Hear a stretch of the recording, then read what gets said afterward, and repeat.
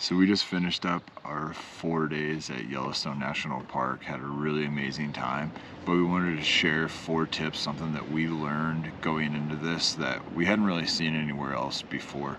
So first tip. First tip, leave early in the morning, like 5:30, 6 o'clock in the morning. This way you're gonna beat all the traffic coming in. You'll save 30 minutes to an hour at least of traffic just to get into the park.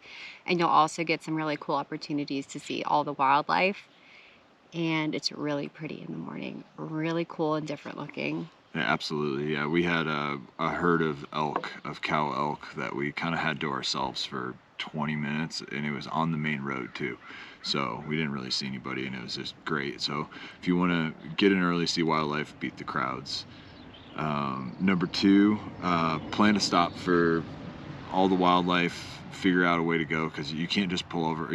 There's not a lot where you're not shoulders. There are planned shoulders on areas where there usually is wildlife, but just have a plan to stop for the wildlife, because you're going to see stuff that you're not going to see anywhere else. Like the bison. The bison are definitely was one of my favorite, because they're just everywhere and they don't care about people unless you get too close. You don't want to be that person, but they just kind of hang out and they're out most of the day. But in the mornings, it's just really great to see. Yeah, and don't plan to be anywhere at a specific time, except for Old Faithful. Yeah. Because if you're trying to, we have to be somewhere at 1 o'clock, but you see the most amazing wildlife, like you see a wolf or a bear, stop and watch the bear or the elk or the moose or whatever it is, and take your time with that. No rush. Number 3, plan zones in the park for the day. So what Devin did was he got a paper map. Have it? I have it. I have my paper map. And we circled zones that we wanted to spend the day in the park, because they are very far apart. The different zones, lots of driving. Yes. To get there. So what we did was we planned to stay at a certain part of the park. Say we wanted to hang around here for the day. We'd go to the farthest spot that we wanted to go in that zone and then work our way back to the entrance. Yeah, it worked out really well for us on planning, and you also you kind of underestimate how much you're going to be in the car driving throughout the entire time. 1.2 million acres is a lot. So and then what we did is, so we had 3. So tip 4 is have kind of like a mulligan day.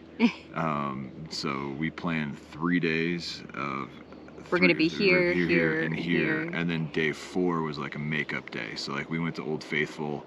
We got there just after it erupted. On day 1. And we're just kind of it was later in the day. We did a bunch of stuff. We didn't really want to wait over an hour for Old Faithful. The kids were getting kind of restless.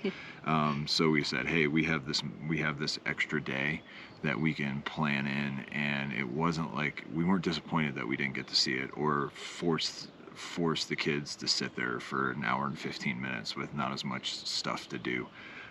So I thought that was a good way to plan your Yellowstone trip.